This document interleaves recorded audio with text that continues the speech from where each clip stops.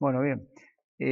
Siguiendo con esta idea de ayudar o de colaborar en la- en el estudio de la propiedad horizontal, nos viene hoy motivado por diferentes posturas o relaciones existentes con respecto a esta dualidad de la característica del administrador, la cual vamos a tratar de colaborar de alguna manera si sirve para explicar acá. Bien, eh, esto, esto motivó algunas discusiones existentes hoy día con respecto a la reforma de la 941 y sus implicancias respecto al derecho civil. Bien, nosotros en algún momento dijimos la edificación se puede dividir tal vez en tres grandes etapas, que son la primera de 1881 en adelante, desde la codificación impulsada por Vélez Sarsfield y establecida como Código Civil, Ley 340 de la Nación, de ley federal, y estableció el condominio, es decir, rechazó en primera medida la propiedad horizontal porque en las notas de Vélez Sarsfield establecía que iba a producir muchos digresiones y discusiones el andar cediendo servidumbres de paso, de uso, a medida que se va utilizando la misma edificación. Entonces teníamos condominios y las edificaciones en altos o edificaciones compartidas con diferentes unidades o diferentes compartimentos estancos y aislados e independientes de los otros, pero con una misma parcela, se dividían en condominio. Bueno, ¿cuál era la característica del condominio? El condominio es la de tener asignado un uso específico en determinado lugar, que es un solo inmueble compartido por varios propietarios. Varios propietarios con asignación específica de sitios o lugares de uso y básicamente con una unidad eh, mancomunada de acuerdo a sus porcentuales de condominio, mancomunada en la conservación de el inmueble común. Entonces cada uno de ellos puede gastar para conservar. Como ya sabemos, existen cuatro tipos de mejoras denominadas, algunas son de conservación, ¿no? Lógicamente, las mejoras necesarias, que es meramente conservación. Entonces, este condominio le dice a los demás, bueno, cambié la cerradura de entrada de la edificación, ustedes me deben tanto, de acuerdo a su porcentual. Y este dice, pero yo aislé la azotea, entonces ustedes me deben tanto. Y este dice, bueno, pero yo cambié los ventiluces de los pasillos de los palieres de aireación, entonces usted me debe tanto y usted me debe tanto. Y este dice, y yo puse una alfombra acá y además hice traje para hacer la limpieza, entonces usted me debe tanto, usted me debe tanto, usted me debe tanto, y así los reembolsos eh, consecutivos e interminables también. Entonces, el condominio tiene esta característica. Cualquiera de ellos puede hacer las mejoras necesarias que hacen a la conservación de la edificación. Luego hay mejoras útiles, que son aquellas que le incorporan cierto valor a la edificación y que resultan útiles. ¿Útiles a la visión de quién? Bueno, a la visión del que lo hace y de los que respetan esa utilidad, o luego a la decisión de un juez de que son mejoras útiles, repetibles o, mejor dicho, reembolsables con los demás. No se repiten porque no se desliga una responsabilidad, sino que se comparte. Mejor dicho, un deber o una obligación que es la de colaborar porcentualmente a eso.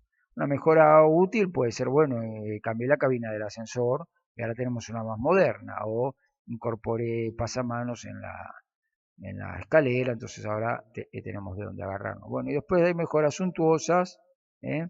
Que son aquellas que incorporan valor pero son innecesarias.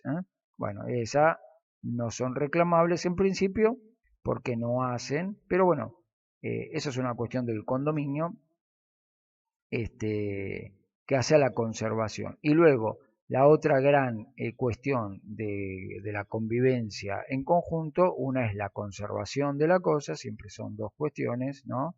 La conservación de lo que es común y luego las cuestiones de convivencia o de uso, convivencia o uso o disfrute, que es sacar frutos. Esto en derecho civil es goce. Goce es disfrute. Disfrute, sacar uso, sacar réditos, usufructuar.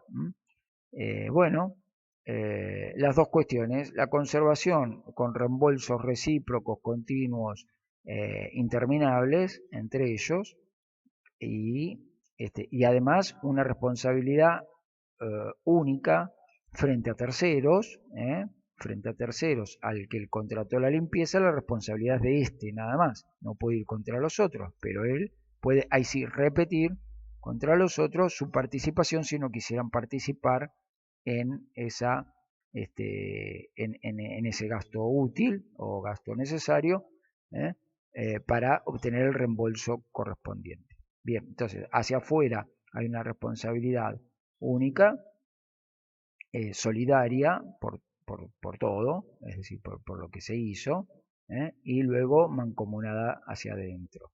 Bien, mancomunada en la coparticipación, ¿no? Hasta ahí. Bien, eso en la conservación. Y en cuanto a la convivencia, bueno, sí, los reclamos son directamente sin implicar a los demás. Es decir, si este tiene inconveniente de convivencia con el uso de bueno, lo tratarán de resolver en una asamblea que está previsto legalmente, la asamblea de condóminos, y se resuelve por porcentuales, ahí lo que mandan son los porcentuales, y no dice para qué tipo de resolución, si son solo para la conservación o para las de uso. Por ejemplo, la interpretación del uso. Usted tiene el uso específico de esto, pero no del patio que está atrás. Y bueno, ahí se generarán algún tipo de conflictos que se resuelven primariamente en asamblea con una nota muy llamativa, que es la única parte en la que la ley se ha quedado sin resolución eh, positiva y define que ante un empate de porcentuales se tira una moneda y la suerte define. Bueno, a ese punto ha llegado la ley a determinar que es la única forma de solución, por medio de la suerte. Bueno, lógicamente es más factible que una asamblea irresuelta termine en el Poder Judicial con una sentencia judicial que resuelva la cuestión conforme a razones y a derechos, ¿no?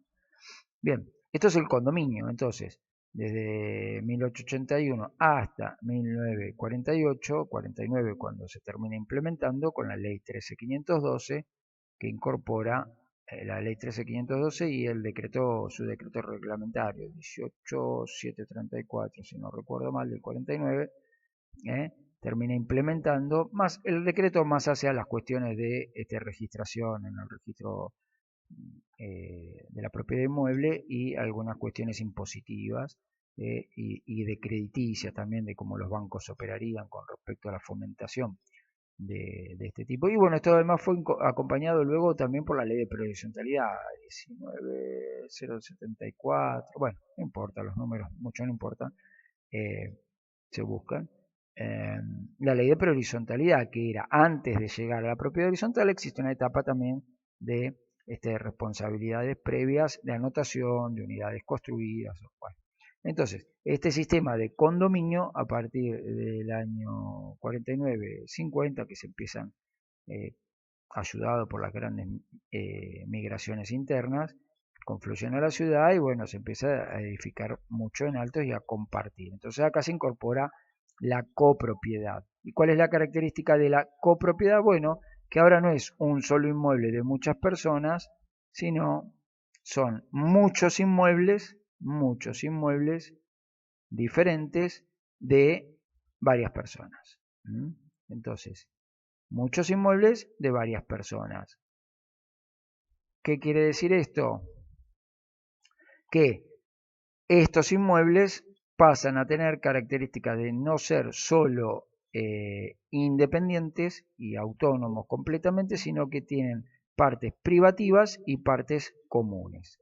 pero son diferentes inmuebles, tantos como unidades funcionales haya. Entonces, si son 100 unidades funcionales, acá habrá 100 inmuebles diferentes en una misma parcela. Es decir, donde antes había un solo inmueble, una parcela construida o baldía o como fuere, ahora lo que hace la ley es una magia jurídica, que donde había un solo inmueble pasa a haber tantos inmuebles como horizontalmente se puedan dividir, y a su vez también verticalmente se dividan los pisos en unidades. Entonces, esta cuadrícula se transforma en tantos inmuebles como unidades existan, con partes privativas y con partes comunes. Son autónomas porque tienen, lógicamente, juntando las partes privativas y las partes comunes, tienen acceso, ingreso, egreso, tránsito y funcionalidad, ¿no? Están provistas de los servicios necesarios de accesibilidad y de provisión de servicios esenciales, básicamente luz, agua y gas, para subsistir por sí misma, pero con esta misma característica, es decir, comparten gastos y conservación del conjunto, de lo que está arraigado o de lo que se comparte arriba de la misma parcela. Arriba o extendido también existe, por supuesto, hacia pulmón de manzana en una sola planta y tiene las mismas características que esto. Bueno, luego con el tiempo se incorporan los barrios cerrados y los clubes de campo y todo eso con las mismas características. Es decir, ahora la copropiedad establece dos cuestiones diferentes con respecto a este marco, que es el importante, ¿no? Siempre lo mismo, conservación de la cosa común y uso, posibilidad de uso de la cosa común. Cuando decimos uso, básicamente nos referimos a las conductas de uso y de disfrute. Bien, entonces, a esto le llamamos convivencia, lógicamente. Bien, ¿a dónde estábamos para no perdernos? Conservación de la cosa común, decíamos. Bueno, bien, entonces, ¿qué dice la ley de propiedad horizontal ya en el año 50, 49, 50? ¿Qué dice? Dice, bueno, ahora, a partir de ahora, ninguno de ustedes gasta, ninguno de ustedes hace ningún tipo de mejora, ni mejora necesaria, ni mejora útil, ni mejora suntuosa, ni onerosa, ni nada. Ustedes tienen prohibido hacer mejoras y hacer conservación, ¿no? Entonces, ¿quién hace eso por ustedes? Bueno, una figura que los va a aunar en la representatividad. Esa figura se va a llamar administrador. Lo contemplaba entonces, si no me equivoco, el artículo 9, por allí, el 9 inciso A, creo, de la 13512, la figura del administrador. Y ustedes se van a regir por un contrato como el condominio acá también, pero acá este contrato se va a llamar estatuto o reglamento de copropiedad o reglamento de propiedad. Bueno, al principio era copropiedad, no importa, no. La idea es esta. Es un contrato plural en el cual les establece este régimen, copia el régimen de la 13512 y establece los destinos, que es muy importante, que pueden tener las unidades funcionales, es decir, el uso, marca el uso, y cómo se va a hacer la conservación, expensas, hoy día se traduce en esa reflexión. Entonces, todos van a ser representados por alguien que es el único habilitado para conservar. ¿Y qué sucede con el uso? Bueno, con el uso, las cuestiones de convivencia las van a resolver en asamblea.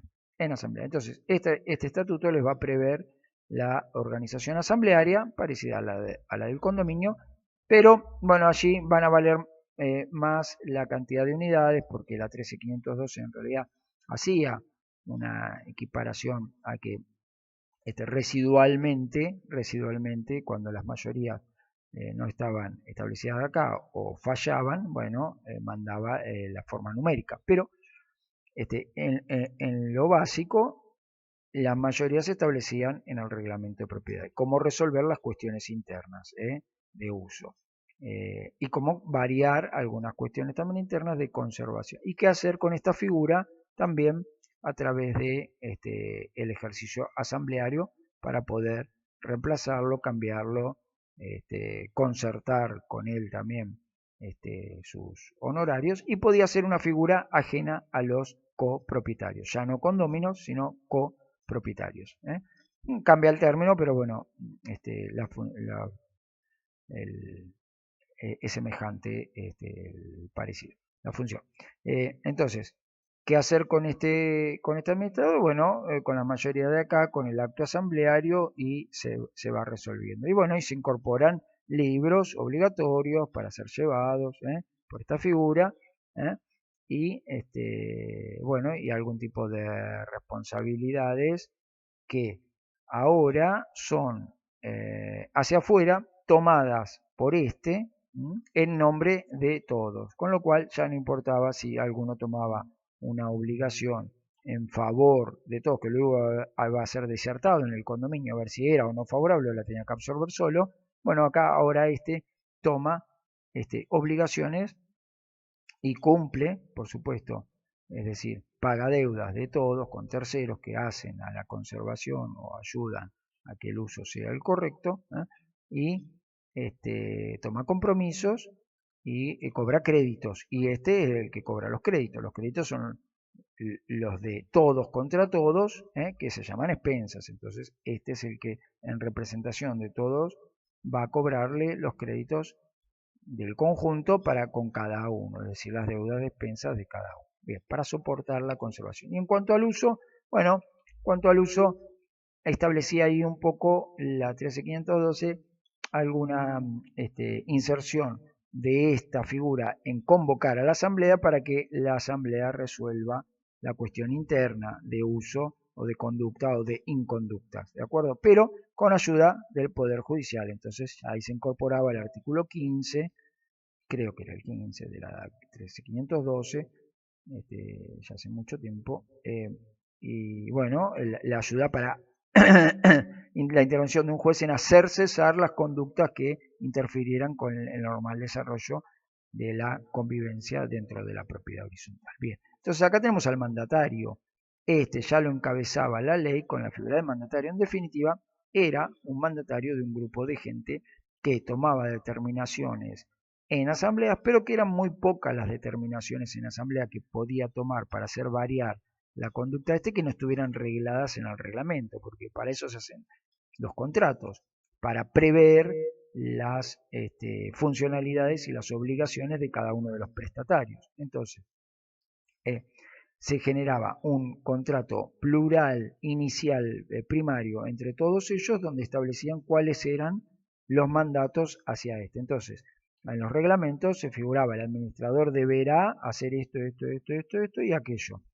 Y podrá cobrar sus honorarios conforme a tanto y tendrá tal otro derecho. ¿De acuerdo?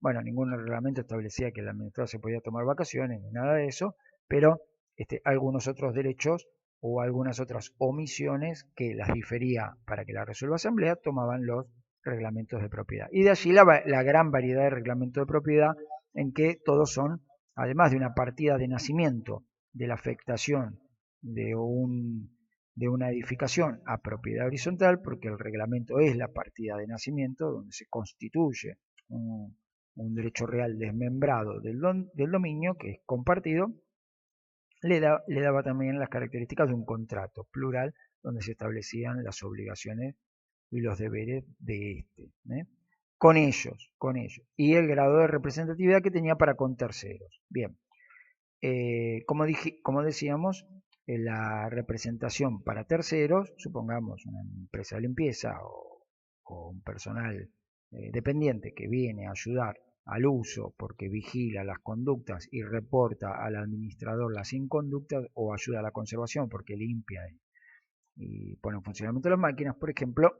Bueno, las obligaciones y las deudas conjuntas, solidarias de cualquiera de ellos, indistinta y solidaria de cualquiera de ellos, ya no individual, de esta agrupación que no era otra forma jurídica sino una agrupación de voluntades que en asamblea podían determinar conjuntamente una implicancia solidaria para con terceros y entre ellos siempre mancomunada, es decir, porcentualmente absorbemos la conservación o las consecuencias del mal uso, del indebido uso, pero luego una entidad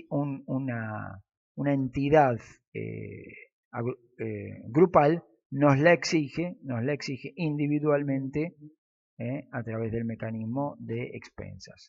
Esto es el aporte mancomunado y solidario hacia afuera. Bien, esta es la figura de mandatario. Entonces se establecía un contrato de mandato con un tercero normalmente externo a esta agrupación, que podía ser uno de ellos de la agrupación, pero en ese caso, si fuera uno de ellos, pasaba a tomar una posición también, además de ser copropietario con sus derechos y obligaciones, derecho de uso en plenitud, por supuesto, y funcional para que esto funcione de acuerdo a su destino, además de esos derechos y de conservar, excepcionalmente conservar por sí mismo cuando no conservaba la agrupación. Pero eso lo vamos a ver un poco más adelante, esa figura o esa posibilidad de conservar individualmente.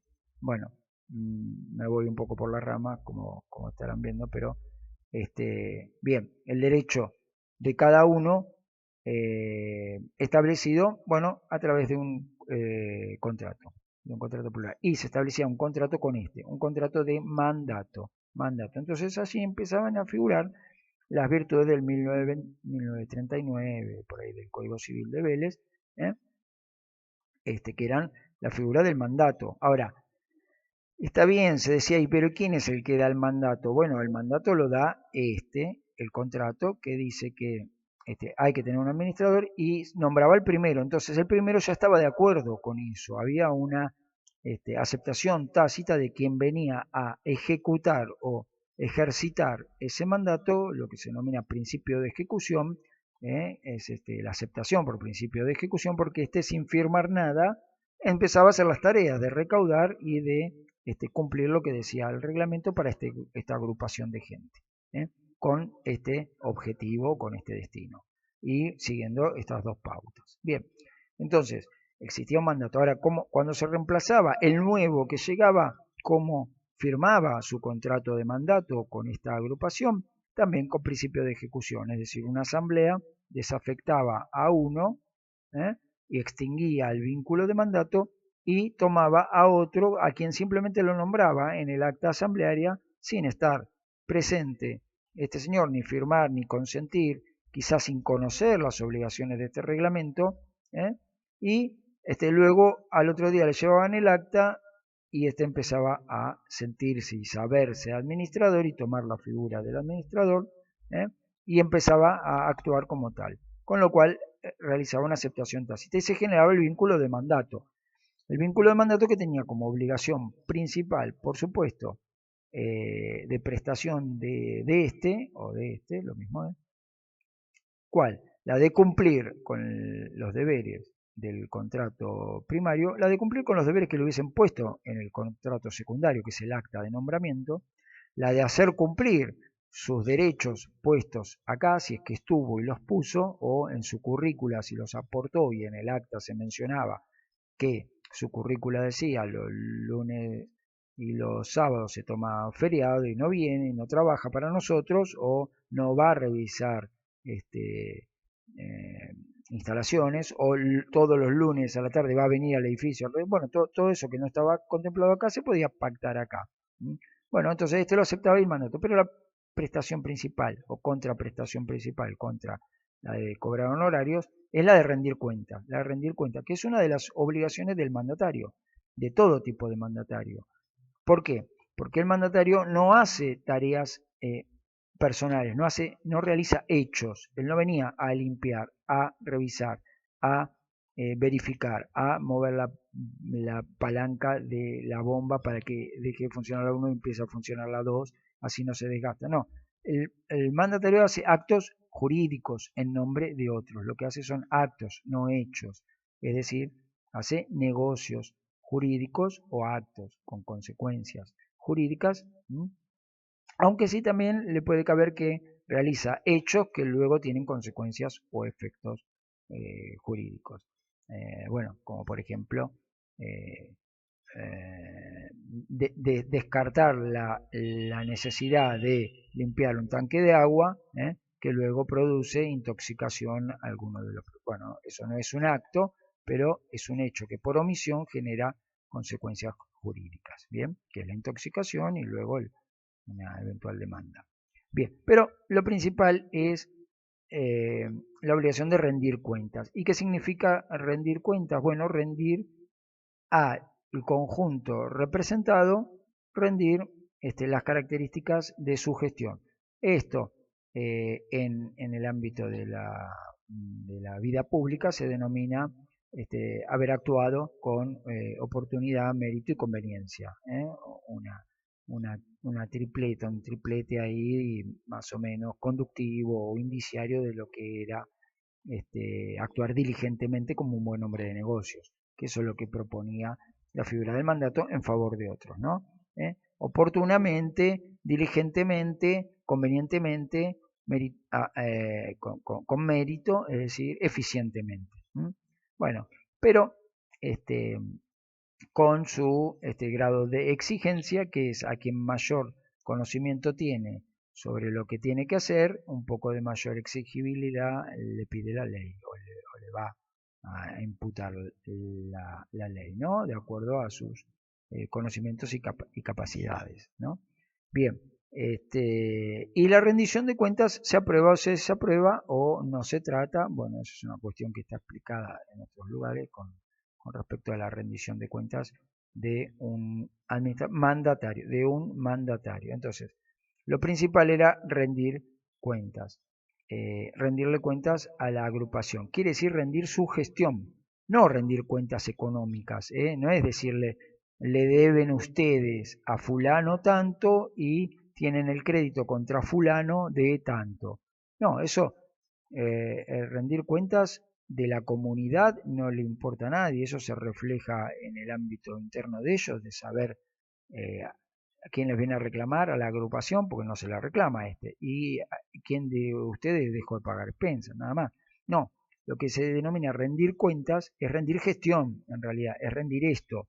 ¿Qué hice por ustedes? ¿Qué actos jurídicos en nombre, por cuenta y supuestamente por orden de ustedes, porque nació de acá o nació de acá, o del reglamento o de las actas asambleas que me mandaron a hacer algo, me encomendaron, bueno, si las hice bien, si las hice con eficiencia, entonces ustedes me aprobarán la gestión que hice. Y cuando me aprueban la gestión que hice, me liberan de toda responsabilidad, es decir, cumplo con mi contraprestación contractual. Muy bien, hasta acá llegábamos en 1949 hasta el 2015. Y en el 2015 sucede otra variable que es bastante trascendente y la que motiva esta diserción, ¿no? Y es la siguiente. Seguimos con muchos inmuebles de muchos propietarios diferentes, al menos dos, por supuesto, para que sea una copropiedad, y un mandatario que ahora deja de ser mandatario o no deja de ser mandatario definitivamente. Bueno, veamos. Entonces tenemos la ley 26994 que incorpora la codificación unificada del Código Civil y del Código Comercial de la Nación, ley federal, ¿no? Y abroga, no deroga, sino que abroga a la 13512 y la subsume, la incorpora, la legisla incorporada a una codificación. La idea de la codificación es que, bueno, codificación civil y comercial, es que va a tener carácter de perpetuidad. Ya ven, el anterior de 1881, bueno, tuvo hasta el 2015, tuvo unos ciento y pico de años, con esta virtud, más allá que luego puede tener variaciones que se incorporan. Por ser una codificación tampoco significa que las normas de allí son de orden público, es decir, que son invariables e inmodificables. No todas son de orden público, sino simplemente aquellas que no delegan posibilidades a los ciudadanos de cambiarlas, aquellas llamadas indisponibles. Es decir, cuando legisla el código y dice debe, bueno, entonces en ese sentido no hay ninguna variable, no hay ninguna alternativa, será de orden público, quiere decir ineludible, y está por encima de cualquier contrato, porque pueden seguir rigiendo los contratos. Entonces, cuando el Código Civil incorpora a la propiedad horizontal, lo que hace es legislarla tratar de legislarla puntillosamente, y esto lo hace del 2037 al 2069, si no me equivoco, del código, en el libro de derechos reales, y lo incorpora ya como un derecho real. Lógicamente es un desmembramiento del dominio, que es el derecho real absoluto, y este es un desmembramiento que es la copropiedad. Pero además de ser una copropiedad, este está un poco por debajo de lo que es el condominio, porque en el condominio no existen tantas restricciones legales, se deja más liberado a la suerte, mejor dicho, no a la suerte, sino a la voluntad de los condóminos de establecer sus propias reglas en el convenio o en el contrato de condominio. Pero acá no, acá existen muchas restricciones en la copropiedad legislada por el código. Es decir, se trata de un dominio desmembrado, un dominio pleno de este lugar, pero una copropiedad de todo el conjunto que hace a mi inmueble privativo y colectivo, es decir, privativo y común. Y en lo que se basa la legislación son en las restricciones básicamente, restricciones jurídicas y restricciones materiales, es decir, lo que puedo tocar o lo que debo respetar sin tocar, volvíamos a esto de la conservación y la imposibilidad ya de gastar por mí en beneficio de los demás, y jurídicas en cuanto al uso, disfrute y también algunas ventajas que me puede dar un inmueble privativo, que genera restricciones u obligaciones o deberes jurídicos. Por ejemplo, los de, bueno, en los barrios cerrados está muy visto lo de la prohibición de permitir el uso o de ceder parcialmente la propiedad por tiempo determinado a terceras personas que no forman parte de la comunidad consorcial, es decir, que no son de la membresía, bueno, o acá alquilar una unidad complementaria cochera a personas que a la vez no son propietarios de unidades funcionales. Bueno, esas son restricciones jurídicas, no materiales. Bueno, hay mucho para hablar de eso, pero no es el momento. Entonces, se basa en restricciones, y estas restricciones están puestas acá en la ley. Básicamente, las obligaciones en el 2046 y las prohibiciones en el 2047, con la consecuencialidad, las prohibiciones del 2047 que hace al uso y las obligaciones que hacen a la conservación. Volvemos siempre a la doble imputación o doble trascendencia que tiene la copropiedad, la conservación de la cosa de todos. La interna es mía, por supuesto, lo mismo acá, la interna era mía, la conservación de mi inmueble es mía, y el uso, bueno, estará restringido o sometido a lo que diga la ley. Bien, ¿y a dónde quedan los contratos? Es decir, ¿a dónde quedan los reglamentos de propiedad acá? Bueno, acá la ley dice, yo voy a fijar todas las pautas, y el 2056 no deja de decir, bueno, pueden hacer, o deben hacer, mejor dicho, deben hacer un contrato en el cual sepan ustedes cuáles son las condiciones con las cuales entran a este sistema o a este régimen. Bueno, el 2056, básicamente, cuando todo lo que está legislado acá, lo que debe hacer es repetir lo que dice esto, ¿no? Y agregar aquello que sea complementario, es decir, pasa a formar parte, y así nos vamos al 959 y al 960 y siguientes del Código Civil, en el cual establece cómo se interpretan los contratos, es decir, cuáles voluntades son disponibles entre las partes contratantes cuando no vulneran al orden público establecido por la ley respecto a un sistema. Y este sistema, como es un derecho real, es decir, derecho de las personas con las cosas, y no derecho de las personas entre ellas, sino con las cosas, o intermediadas por las cosas, por ejemplo, en las cuestiones de uso, bueno, son derechos de las personas de usar y conducirse de determinada manera, pero intermediadas con el uso de una cosa común, lógicamente. Entonces, bueno, se transforman en los derechos reales en indisponibles. Solo el código legisla sobre la estructura jurídica. Estructura no esto que es la estructura, infraestructura e instalaciones en común, sino sobre un sistema jurídico. Ese sistema jurídico llamado copropiedad tiene componentes o elementos y tiene contenidos inmodificables. Bien, Entonces, esto se respeta. Los reglamentos deben respetar los componentes o los elementos y los contenidos de esos elementos determinados por el código como inmodificables. Bueno, y uno de esos es la forma orgánica. Entonces, pasamos de tener un mandatario de una agrupación, lo cual la doctrina ya decía que, la jurisprudencia también, que debía tomar una entidad suficiente para tener un grado de imputación correcta, y esa determinación se toma a partir del 2015, y esa entidad que se le da al derecho de las personas con las cosas toma la característica de una persona jurídica, es decir, de un sujeto ideal.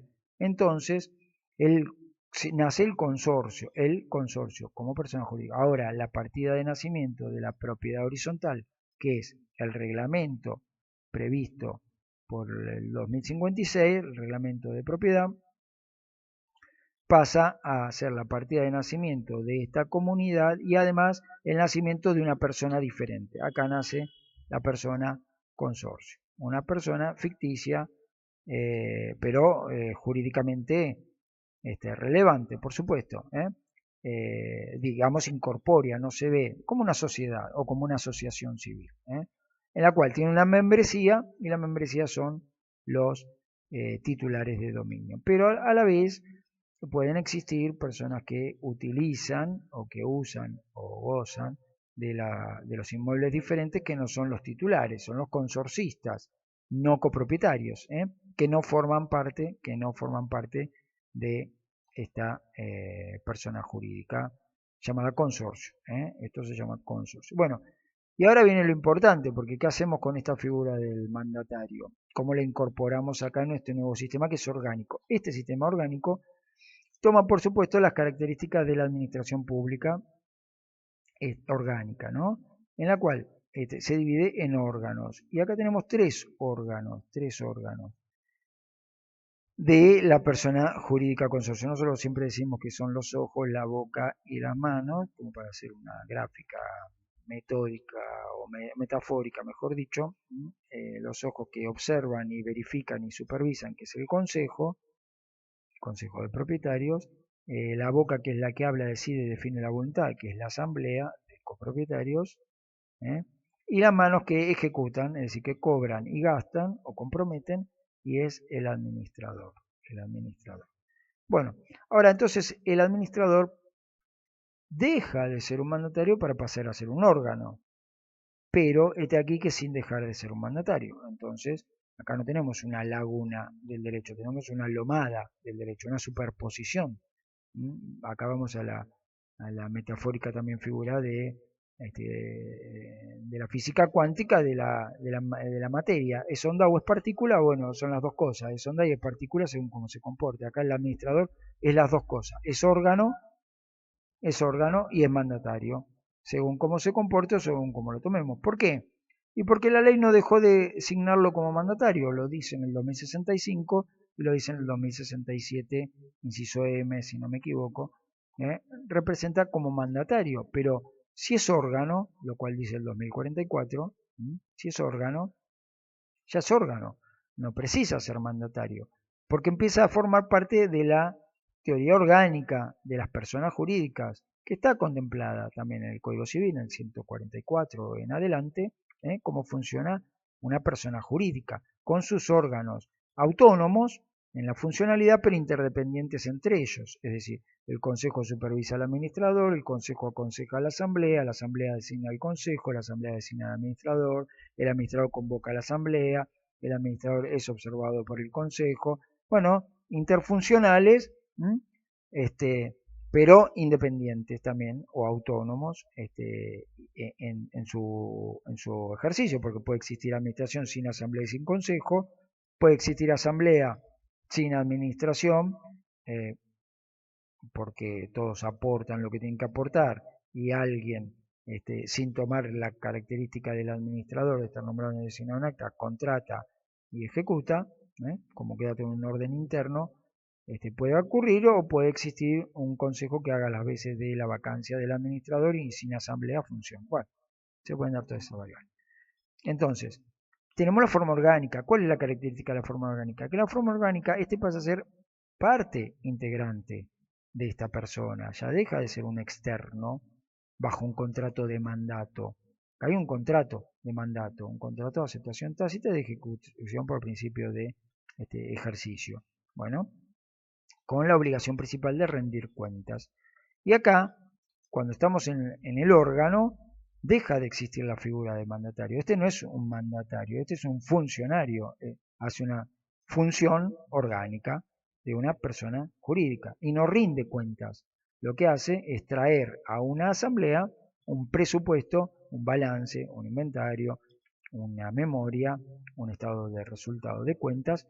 ¿Por qué? Porque esto está copiado de la administración pública y de las sociedades y de las asociaciones también, en donde existen una asamblea de miembros, de membresía, que resuelve cómo están. Entonces, cuando un administrador, valga decir, como un gerente o como una comisión directiva de una sociedad o de una asociación, viene y les plantea la situación económico-financiera de la comunidad, quiere decir, nos enteramos de quién nos debe pensar y a qué proveedor le debemos o a qué organismo le debemos obligaciones o créditos que tengan contra nosotros. Pero lo que hace es para el conjunto, no de su función.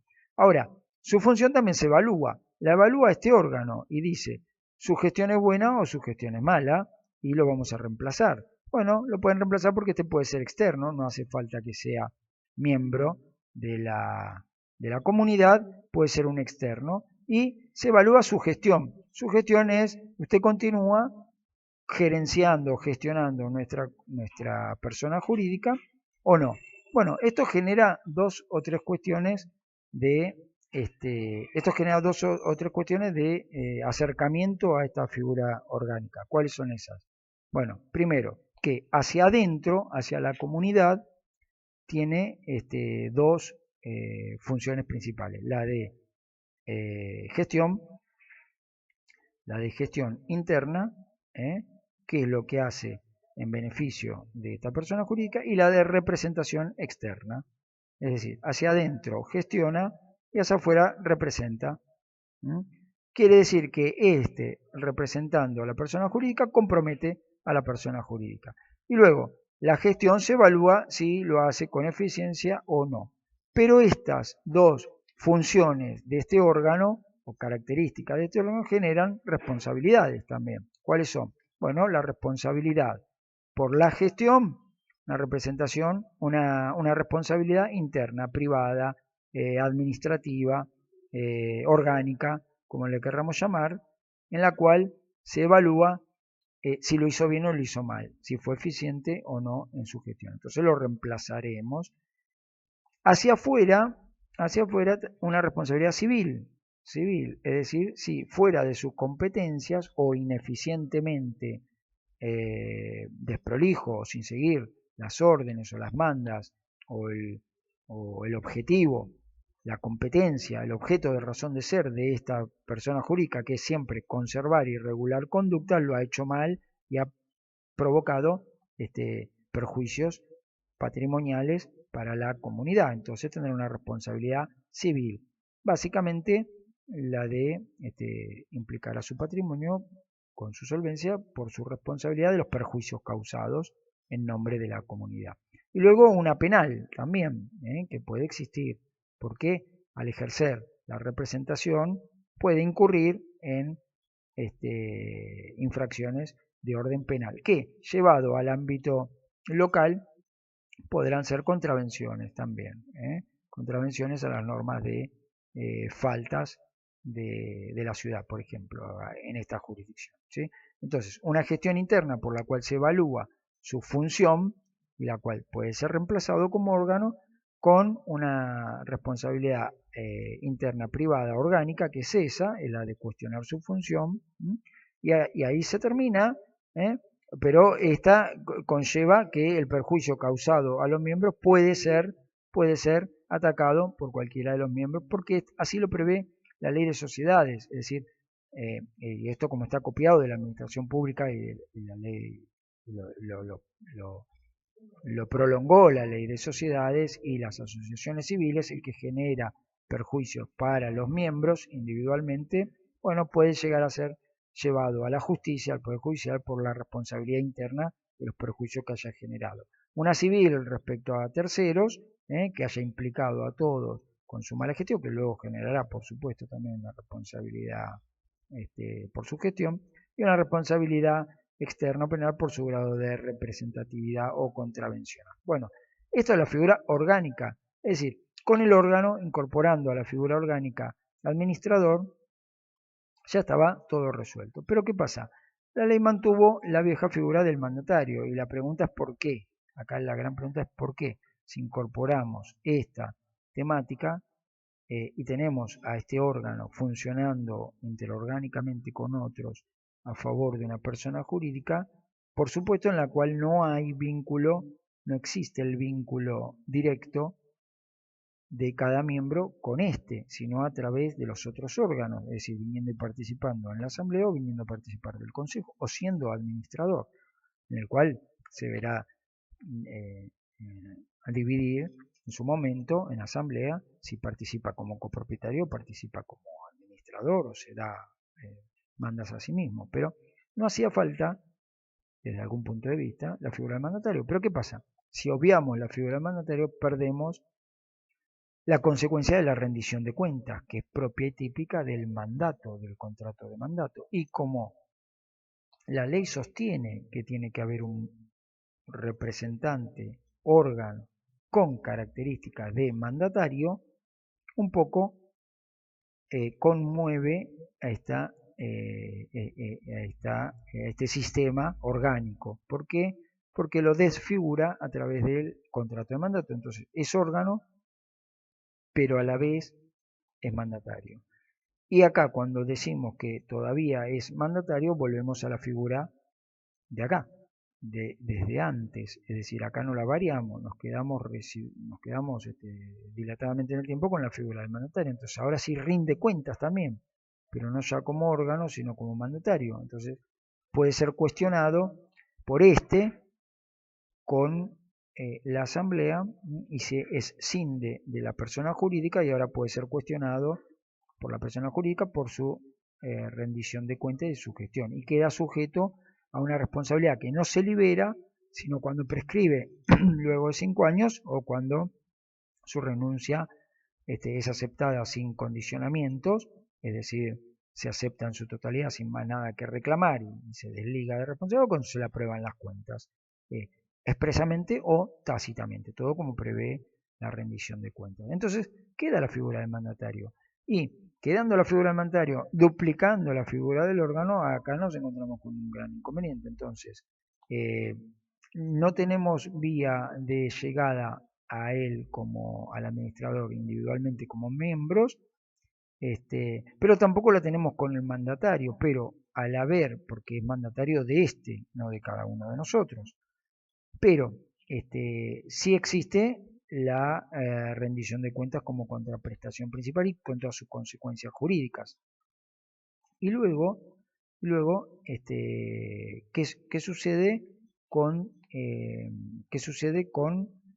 qué tipo de mandato es, qué tipo de contrato es? Porque como sabemos, a partir del 2015 se termina de implementar un sistema que ya venía desde antes, ¿no?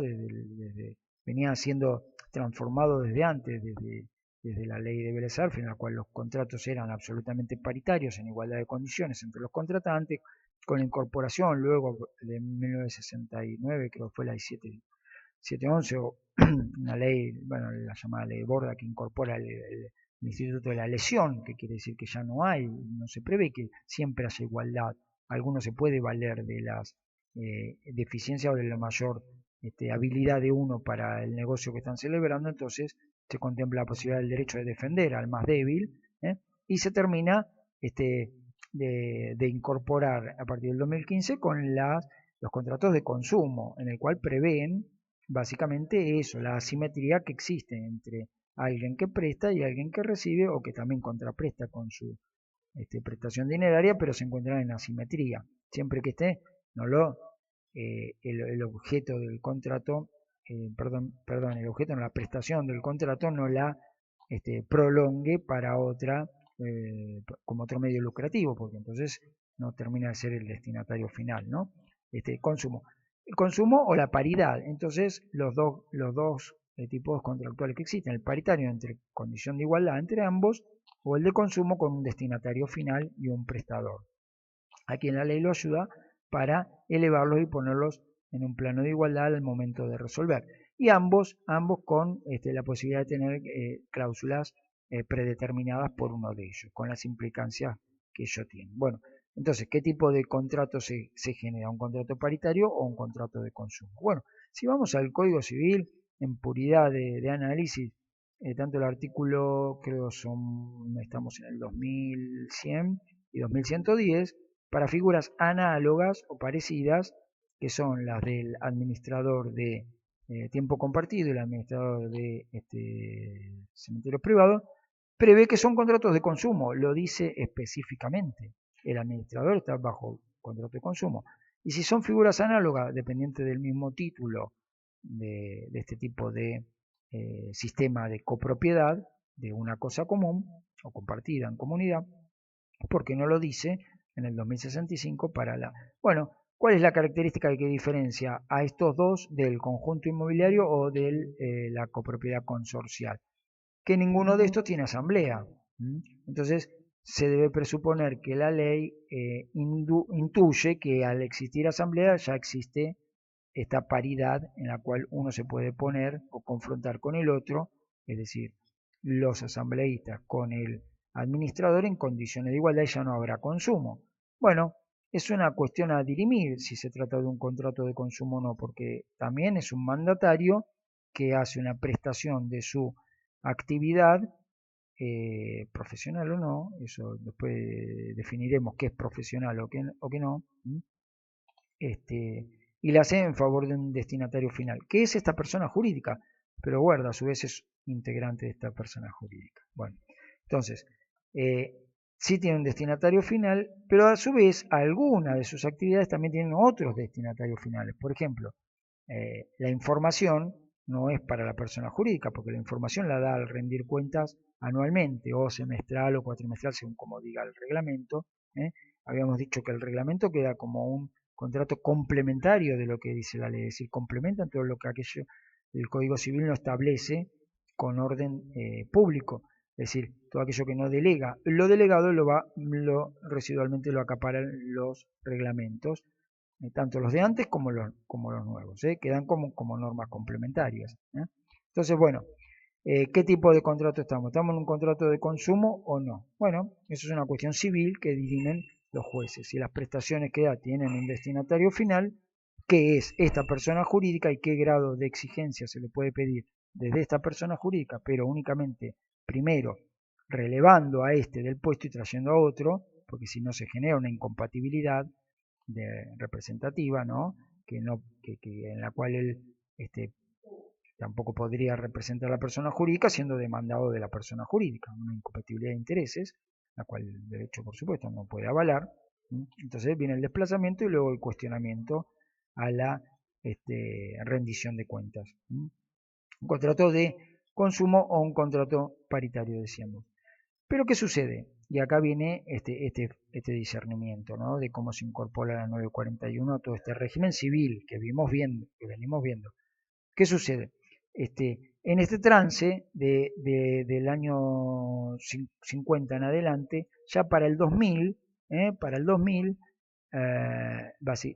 fundamentalmente el 2002, viendo algunos abusos de los administradores con respecto a sus administrados, los mandatarios respecto a la agrupación demandante o al grupo demandante, ya la ley local incorporaron el 941 que establece un registro, nada más que un registro. En el 2002 se hace un registro de administradores para que tengan algún grado de habilitación o de contralor gubernamental. Entonces el gobierno de la Ciudad de Buenos Aires incorpora el registro profesional de administradores, ya en funcionamiento la ley de defensa del consumidor, por supuesto, desde el año 93. Bien, entonces, ¿qué sucede? bueno, dicen, salvo el artículo 8, que era el único que establecía que las contrataciones debían hacer con terceros matriculados, que cumplieran con sus presupuestos de acuerdo a reglamentación local, es decir, previsional, aseguramiento, de matriculación y todo para prestar servicios a terceros, en este caso algo, salvo era solo la registración. Pero ¿qué pasa? En el 2009, esperando la llegada todavía de una codificación que estableciera normas específicas para este órgano o para este mandatario, que las establece en 2067 luego, a partir del 2015 están establecidas ahí las obligaciones específicas que tienen que replicar los reglamentos de propiedad, en espera de esta llegada, ya para el 2009 no se aguantó más, la legislatura local dijo, bueno, vamos a incorporar nosotros ese tipo de obligaciones. Y la incorporan como obligaciones en el artículo 9, 10 y 11 de la 941 reformada en el 2009 y en el 2010, la 3254, la 3209, bueno, en el 2018 se vuelve a reformar, en el 2017 también, en el 2018. Bueno, y acá específicamente la legislatura local dice es un contrato de consumo, es un mandatario y es de consumo, y tiene no solo este destinatario final, que es la persona jurídica, sino también estos destinatarios finales, porque para algunas de sus actividades, por ejemplo, el acceso a la información, el destinatario es este, no es este, porque el acceso a la información, cuando rinde cuentas, no da solo información, rinde gestión, no solo información. Mientras tanto, la información es de ellos. El trato digno es para ellos, no para esta persona que es incorpórea. El asiento del propietario en el libro correspondiente es para ellos, no para esta persona. El registro de la firma para poder otorgar poderes para ir a la asamblea es de ellos, no de esta persona. Bueno, y así una variable de, bueno, el cumplimiento de de las normativas jurisdiccionales para proteger la seguridad, la salubridad, la salinidad, la higiene, es para ellos, no para este.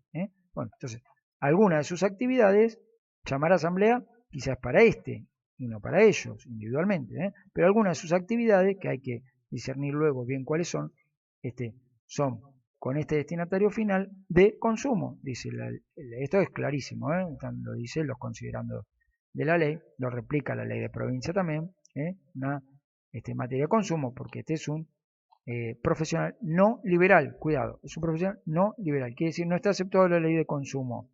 No liberal quiere decir que no tiene un grado de facultamiento en la graduación instructiva de la máxima categoría, del máximo grado universitario, y no tiene una colegiación, que lo que hace la colegiación es poner un tribunal disciplinario, entonces ya no lo disciplina el gobierno de la ciudad, sino que tiene su propio sistema disciplinario interno, que es la colegiatura. Entonces, al no ser un liberal, o un prestador de actividades liberales, entra dentro de la ley de consumo y de allí no va a salir, y es consumo. Ahora, ¿qué significa ser profesional? Lo de profesional hemos escuchado alguna vez, hasta inclusive jueces que confunden la característica de ser profesional con prestar una actividad en forma habitual. La habitualidad no hace a la profesionalidad. Lo que sí hace la habitualidad es a la experiencia, y la experiencia genera un traccionamiento de profesionalidad. Ahora, ¿qué significa ser profesional? ¿Estar matriculado? No siempre hay actividades profesionales que no están matriculadas o que no requieren una matriculación. Pero ser profesional es ser apto, es ser capaz, idóneo, superior al conocimiento medio o lego o normal que tenemos los demás respecto a cierta actividad o a cierta prestación. Incorpora la idea de un reconocimiento también en un ámbito determinado, en un grupo, en una agrupación, en una comunidad determinada, que alguien presta una actividad profesionalmente, quiere decir con idoneidad. Aunque no sea habitual, un administrador puede haber dejado de administrar hace 10 años y la habitualidad no hace a la profesionalidad. Tampoco la experiencia, porque pudo haber no experimentado mucho o bien, pero sí la profesionalidad implica a la idoneidad, porque reemplaza un poco aquel cuestionamiento que se hacía de quien más sabe mejor debe responder. Para eso el consumo lo trae directamente al consumo y lo aparta de esa valoración, y que creo que la tiene el 1725 hoy día del Código Civil Comercial, la valoración de los profesionales liberales. ¿Por qué? Porque el consumo lo trae con respecto a las ventajas que del débil que el juez debe merituar para confrontar las obligaciones del prestador profesional en relación de consumo, la carga de la prueba que recae sobre él, el favor al débil en la interpretación de la normativa, las cláusulas abusivas, el desconocimiento, es decir, el conocimiento informado que compatibiliza responsabilidades. Bueno, el desconocimiento de uno ante la falta de información también genera mayor responsabilidad del otro. Bueno, todo la vía sumaria, bueno, todo las ventajas que da la interpretación de las relaciones de consumo puestas sobre el mandatario de consumo. Bueno, y ahí entra la 941, que una lógica da para pensar que mientras tanto, intermitentemente, poniéndole esas obligaciones hasta la llegada del 2015 y del 2067, ya en este momento debería haberse cancelado y abrogado esto y decir, bueno, ya están acá. Pero lo que sucede es que todas las que están acá no son las mismas que están acá. Es decir, las que tienen la 941, el artículo 9, 10 y 11, no son las mismas que el 2067. Entonces, esta figura como órgano o como mandatario tiene unas obligaciones en el 2067 específicas, unos deberes específicos para con la persona jurídica y para, si lo consideramos de consumo, para con los destinatarios finales, y luego tiene unas con el Estado diferentes y más extendidas, porque el 10 y el 11 no las contiene y por las cuales puede ser sancionado. Bueno, lo de sanciones y todo eso lo hablamos ya en otro video, pero lo que queríamos determinar es esto: existe una dualidad actual y es una, como decíamos, ni siquiera una laguna donde falta el derecho, sino donde sobra el derecho. O es órgano o es mandatario, y luego si es mandatario y no es órgano, o para determinadas consideraciones no lo es, bueno, si es un mandato de consumo o es un mandato paritario, porque ahí se equiparan las cuestiones o se desequilibran las cuestiones y ya no existiría vínculo, porque si hay consumo y estos son destinatarios, acá hay un puente. Entonces sí, existe vínculo de exigibilidad de cada uno de ellos para con como mandatario de consumo. Entonces, acceso a la información, trato digno, seguridad, higiene, sanidad, en las condiciones del cumplimiento de las normas jurisdiccionales que tiene que cumplir, y esto me genera un puente de activación que a través del Poder Judicial, y ahora ya fuera de la vía interna, sino del Poder Judicial, en la vía contencioso administrativo, tributario y de relaciones de consumo, lo puedo llevar individualmente a exigirle estas obligaciones. Que no son estas obligaciones que solo se las puede exigir el gobierno a través de mi denuncia, nada más. Esto lo hemos visto en el video de las denuncias. Entonces, básicamente una sobreposición. Y para esto, bueno, algo más para extender siempre hay, que ahora quizás se nos olvida. Pero bueno, básicamente esto. Cuidado con las reformas de la 941 porque están a su vez incrementando o incursionando en materia de legislación federal. La propiedad horizontal es de legislación federal, el Código Civil y Comercial, y lo hizo incorporando el derecho real de copropiedad, y esto es un sistema jurídico con componentes y con contenidos indestructibles, inmodificables, invariables para las partes. No lo pueden variar ni por reglamento ni lo pueden variar por leyes inferiores, menos aún por disposiciones de los diferentes departamentales o direcciones, ni por decretos ejecutivos, porque todo es ejército. Bueno, eso básicamente sobre la dualidad órgano mandatario.